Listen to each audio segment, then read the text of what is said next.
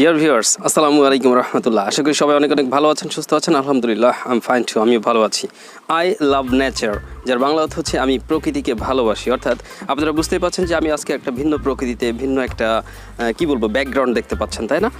এখানে there are a lot of trees, actually it's called orange trees, কমলা লেবুর যে বাগান বা গাছ। আমি আসলে কোনো কমলা লেবুর উপরে কোনো চিত্র প্রদর্শনী বা কোনো ডকুমেন্টারি এখানে করতে আসিনি, অ্যাকচুয়ালি ক্লাস উপহার দিব। সো ডিয়ার ভিউয়ার্স, ক্লাসরুমে তো আমরা ক্লাস করি, মাঝে মাঝে প্রকৃতির মাঝে চলে যাব, সেখানেও ক্লাস করব। সো ডিয়ার ভিউয়ার্স, যে বিষয়টা এখন আলোচনা করতে চাচ্ছি সেটা হচ্ছে যে আমরা বিগত কয়েকটা ক্লাসে কিন্তু গ্রামারের বেশ কয়েকটা আমরা ক্লাস করে ফেলেছি। আজকে হচ্ছে গ্রামারের পঞ্চম class, and you are going to enjoy today the class of grammar, and it's the number of class which number number 5, fifth class, পঞ্চম ক্লাস আপনারা আজকে উপভোগ করতে যাচ্ছেন ভিন্ন প্রকৃতিতে, বুঝতেই পাচ্ছেন। So dear viewers, no more talking, চলুন ক্লাস শুরু করা যাক। গ্রামারের পঞ্চম ক্লাস শুরু করছি, বুঝতে পাচ্ছেন ভিন্ন প্রকৃতি, তাই না? ক্লাসরুম, আচ্ছা ক্লাসরুমে বসেই যে ক্লাস করা যায়, বাইরে যে ক্লাস করা যায় না, এমন তো কোনো কথা নয়, তাই না? আর এই কারণেই আমরা মাঝে মাঝে ক্লাসরুমেও ক্লাস করবো, মাঝে মাঝে প্রকৃতিতে চলে আসবো, প্রকৃতির বুকে চলে আসবো, যেমনটি আজকে ভিন্ন প্রকৃতি দেখতে পাচ্ছেন। এখান থেকে আপনাদেরকে গ্রামারের 5 নম্বর ক্লাস উপহার দিচ্ছি ইনশাল্লাহ। ওকে, সো ডোন্ট স্কিপ, দেখতে থাকুন, শিখতে থাকুন। আমি আপনাকে সাহায্য করেছিলাম, এই যে আমি আপনাকে সাহায্য করেছিলাম বললাম, এর মানে কি আমি সাহায্য করবো সে কথা বলছি, নাকি আমি সাহায্য এই মুহূর্তে করছি তাই বলছি? অবশ্যই না। আমি আপনাকে সাহায্য করেছিলাম, যার বাংলা অর্থ দাঁড়াচ্ছে যে এটা করা হয়ে গিয়েছিল এবং হয়তো বেশ আগেই করা হয়ে গিয়েছিল। অর্থাৎ এটাকে কি বলা হচ্ছে? এটাকে বলা হচ্ছে অতীত। অর্থাৎ অতীত মানে কি? পাস্ট, অর্থাৎ পাস্ট ইনডেফিনিট টেন্স। আপনারা বুঝতে পারছেন যে আমি পাস্ট ইনডেফিনিট টেন্স নিয়ে এখন আলোচনা করছি আপনাদের সাথে। আপনারা শুধু মনোযোগ দিয়ে আমার কথা শুনবেন আর সাবটাইটেল ফলো করবেন। ওকে, আমি আপনাকে সাহায্য করেছিলাম, আই হেল্পড ইউ। তার মানে আপনারা বুঝতে পারছেন এখানে দেখে যে সাবজেক্ট প্লাস ভার্বের পাস্ট ফর্ম প্লাস অবজেক্ট, অর্থাৎ পাস্ট ইনডেফিনিট টেন্সের কোনো বাক্য কীভাবে বুঝবো যে অতীতে কেউ কোনো কাজ করেছিল বা কোনো কাজ হয়েছিল, এটি বোঝালেই সেটি হচ্ছে পাস্ট ইনডেফিনিট টেন্স। আর পাস্ট ইনডেফিনিট টেন্সে বাক্য গঠনের সূত্র হলো সাবজেক্ট প্লাস ভার্বের past form plus object, subject plus ভার্বের পাস্ট ফর্ম প্লাস অবজেক্ট। তো এই ক্ষেত্রে আমি যে বাক্যটি বললাম, আই হেল্পড ইউ, আমি আপনাকে সাহায্য করেছিলাম, এবার বলুন তো এর নেগেটিভ কী হবে? আমি আপনাকে সাহায্য করিনি, অর্থাৎ আমি তোমাকে সাহায্য করিনি, তাহলে এর ইংলিশ কী হবে বলুন দেখি, কেমন পারেন? কি, আই ডোন্ট হেল্প ইউ? না, তার মানে দাঁড়াবে আমি তোমাকে সাহায্য করি না। তাহলে কি হবে?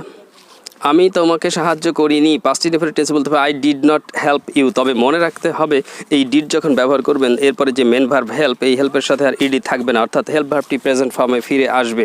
তার মানে আপনি বুঝলেন যে ডিডের পর মেন ভার্ব প্রেজেন্ট ফর্মে ফিরে আসে। ইয়েস, দ্যাটস দ্য রুল, এটা কিন্তু নিয়ম। তো এটাকে আপনাদের খেয়াল রাখতে হবে। তাহলে পাস্ট ইনডেফিনিট টেন্সের গঠন কি? সাবজেক্ট প্লাস ভার্বের পাস্ট ফর্ম প্লাস অবজেক্ট। চলুন এরকম আর কিছু বাক্য তৈরি করা যাক। ওকে, যেমন আমি বললাম যে আমি একটি ঘুড়ি তৈরি করেছিলাম। আকাশে আমরা ঘুড়ি উড়াই, এই যে আপনারা আকাশ দেখতে পাচ্ছেন, আকাশে আমরা ঘুড়ি উড়াই। তো আমি বললাম যে আমি একটি ঘুড়ি তৈরি করেছিলাম, তাহলে কি হবে? I make a kite? অবশ্যই না, হবে আই মেড এ কাইট। তাহলে এটাকে আমি আবার বলেছি কি, যে প্রতিটা টেন্স শিখবেন, স্ট্রাকচার শিখবেন, বাক্য তৈরি শিখবেন, তারপরে যে ওই বাক্যটিকে আপনি 4টা প্যাটার্নে তৈরি করার চেষ্টা করবেন। সেটা কি? হাবোধক, নাবোধক, হাবোধক প্রশ্ন, নাবোধক প্রশ্ন। তাহলে আমি একটি ঘুড়ি তৈরি করেছিলাম, আই মেক এ কাইট নয়, হবে হচ্ছে আই মেড এ কাইট। তাহলে আই মেড এ কাইট যদি হয়, নেগেটিভ কী হবে? I didn't make a kite. এবার প্রশ্ন করেন, আমি কি একটি ঘুড়ি তৈরি করেছিলাম, did I make a kite? এবার নেগেটিভ প্রশ্ন, আমি কি একটি ঘুড়ি তৈরি করিনি, didn't I make a kite? আপনি এভাবেই করবেন ব্যাপারটা। ওকে, আচ্ছা এবার চলুন আপনি বলেন যে আমি একটি মাছ ধরেছিলাম, যে আমি একটি মাছ ধরেছিলাম, আই করে ফিশ। এবার নেগেটিভ করেন, আমি একটি মাছ ধরিনি, I didn't catch a fish. Caught বললে কিন্তু হবে না, ডিডের পর সবসময় মেইন ভার্বটি প্রেজেন্ট ফর্ম হবে, এটি খেয়াল রাখবেন পাস্ট ইনডেফিনিট টেন্সের নেগেটিভ বাক্যে। ওকে, তাহলে আমি একটি মাছ ধরেছিলাম, আই করে ফিশ, আমি একটি মাছ ধরিনি, I didn't catch a fish. আমি কি একটি মাছ ধরেছিলাম, did I catch a fish? আমি কি একটি মাছ ধরিনি, didn't I catch a fish? Okay, এইভাবে করতে হবে কিন্তু। ওকে, আচ্ছা আমি একটি চিঠি লিখেছিলাম, তাহলে কী হবে আপনি বলুন? নিশ্চয়ই মনে মনে ভেবে ফেলেছেন যে আমি একটি চিঠি লিখেছিলাম, এটি হবে হচ্ছে আই রোট আ লেটার। এবার বলুন তো আমি একটি চিঠি লিখিনি, নেগেটিভ কী হবে? I didn't write a letter. এবার প্রশ্ন করুন, আমি কি একটি চিঠি লিখেছিলাম, did I write a letter? Negative করুন, আমি কি একটি চিঠি লিখিনি, didn't I write a letter? এভাবেই বাক্য তৈরি করতে হবে। এবার চলুন আরেকটি করি, সেটা হচ্ছে যে আমি একটি পাখি দেখেছিলাম, আই স আ বার্ড। আমি একটি পাখি দেখিনি, I didn't see a bird. আমি কি একটি পাখি দেখেছিলাম, did I see a bird? আমি কি একটি পাখি দেখিনি, didn't I see a bird? এভাবেই কিন্তু আমাদেরকে বাক্যগুলো তৈরি করার চেষ্টা করতে হবে। ওকে, আরেকটি বাক্য তৈরি করা যাক। আমি বিষয়টি বলেছিলাম, বলা, টেল, অর্থাৎ তাহলে বলেছিলাম কী হবে? টোল্ড। আমি বিষয়টি বলেছিলাম, আই টোল্ড দ্য ম্যাটার। আমি বিষয়টি বলিনি, I didn't tell the matter. আমি কি বিষয়টি বলেছিলাম, did I tell the matter? আমি কি বিষয়টি বলিনি, didn't I tell the matter? এবার বলুন তো আমি কাজটি শেষ করেছিলাম, তাহলে কি না? আমি কাজটি শেষ করেছিলাম, তাহলে কী হবে? আমি কাজটি শেষ করেছিলাম, আই ফিনিশড দ্য ওয়ার্ক। আমি কাজটি শেষ করিনি, I didn't finish the work. আমি কি কাজটি শেষ করেছিলাম, did I finish the work? আমি কি কাজটি শেষ করিনি, didn't I finish the work? Okay, এবার আপনি বললেন যে, তো ভিউয়ার্স এগুলো কী গাছের জন্য বলছিলাম? এই যে পেছনে আপনারা দেখছেন এগুলো কী গাছ বলছিলাম? কমলা লেবুর গাছ। তো আপনি বললেন যে আমি একটি কমলা কিনেছিলাম, আমি একটি কমলা কিনেছিলাম, ক্রয় করা, অর্থাৎ I bought an orange. Orange যেহেতু ও ভাওয়েল, তাই এর আগে একটি অর্থে এরা ব্যবহার করে অ্যান ব্যবহার করতে হবে, তাই আমি বললাম যে আই বট অ্যান অরেঞ্জ।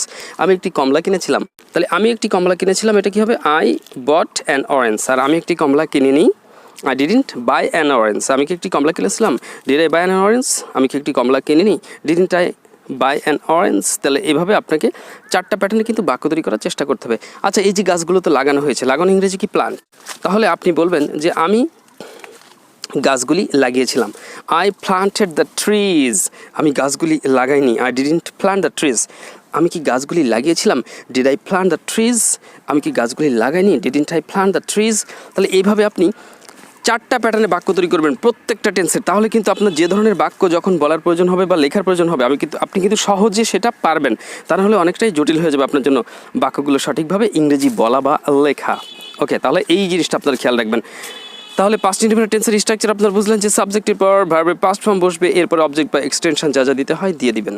তবে নেগেটিভ বা ইন্টারোগেটিভ করতে গেলে অবশ্যই ডিড ব্যবহার করতে হয়, আর ডিডের পরে মেইন ভার্ব যেটা আসে, ডিডের পরে মেইন ভার্ব যেটা আসে সেটির কিন্তু প্রেজেন্ট ফর্ম হয়ে যায়, এটা কিন্তু খেয়াল রাখবেন সবাই। ওকে, সো ডিয়ার ভিউয়ার্স, অ্যাকচুয়ালি প্রথমে আমাদের কী করতে হবে, গ্রামারের এই ক্লাসগুলোতে এই ধরনের বিভিন্ন ধরনের বাক্য আমরা সুন্দরভাবে আগে নিজেদেরকে ক্লিয়ার করে নেব, অর্থাৎ বুঝে নেব, স্ট্রাকচার বুঝে নেব, বাক্য দেখে, বাংলা বাক্য দেখে কীভাবে কন্টেন্সে পড়ছে সেটা চেনার চেষ্টা করব, তারপরে স্ট্রাকচার দেখে বাক্য তৈরি করবো, এরপরে ওই বাক্যগুলো 4টা প্যাটার্নেই কিন্তু আমি নিয়ে যাব।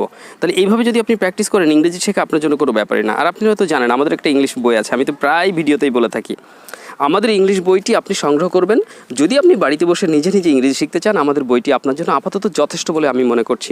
অনেক বই কেনার দরকার নেই, অনেক বেশি টাকা পয়সাও খরচ করার দরকার নেই। আপনি আপাতত আমাদের একটি বইয়ের কপি কিনবেন, আর ওই বইটি কেনার পরে বইটির যে লেসনগুলো আছে, লেসনগুলো আমাদের ভিডিও ক্লাসের টিউটোরিয়াল দেওয়া আছে ইউটিউব চ্যানেলে, আপনি ভিডিও ক্লাসের লেসনগুলি পেয়ে যাবেন। ওই লেসনগুলি ক্লাসগুলো সুন্দর করে বুঝবেন, ক্লাসগুলি করবেন নিজে নিজে বাসায় বসে, আর বইটি দেখবেন সম্পূর্ণ ক্লিয়ার হয়ে যাবে। কারণ বইটিতে বাংলা উচ্চারণ দেওয়া আছে, বাংলা অর্থ দেওয়া আছে, খুবই সহজ বুঝতে পারাটা। ছোটো বাচ্চারাও আমার মনে হয় যে বইটি পড়ে বুঝতে পারবে, যারা 3-4 পড়ে মোটামুটি বোঝে, তাদের জন্য সহজ। সো ভিউয়ার্স, যাই হোক, ক্লাসটা দীর্ঘায়িত করছি না, মূল বিষয় ছিল পাস্ট ইনডিফিনিট টেন্সের ধারণা দেওয়া। আর সেই পাস্ট ইনডিফিনিট টেন্সের ধারণা অলরেডি আমি আপনাদেরকে দিয়ে দিয়েছি, আশা করি বুঝতে পেরেছেন। কোথাও কোনো সমস্যা হলে অবশ্যই আপনারা কমেন্ট বক্সে জানাবেন, I will try to reply you. Okay, so dear viewers, to speak in English, it's not a difficult matter, it's so easy, but you have to try heart and soul to make yourself prepared. And first of all, you have to know what you should do at the beginning. Actually, at the beginning, you should try to learn some usual vocabularies. And after learning the usual vocabularies, you should try to make sentence. And if you are able to make sentence, it will be so easy for you to write any sentence correctly, as well as you will be also able to speak English properly, I think. Okay, so you have to practice in this way. And don't forget to subscribe our channel. And dear viewers, if you're new in our channel today, don't forget to subscribe our channel. Please subscribe to channels. I think it will be really so helpful for you to learn English sitting at home, inshallah. So all the best, take care. Assalamu alaikum wa rahmatullah.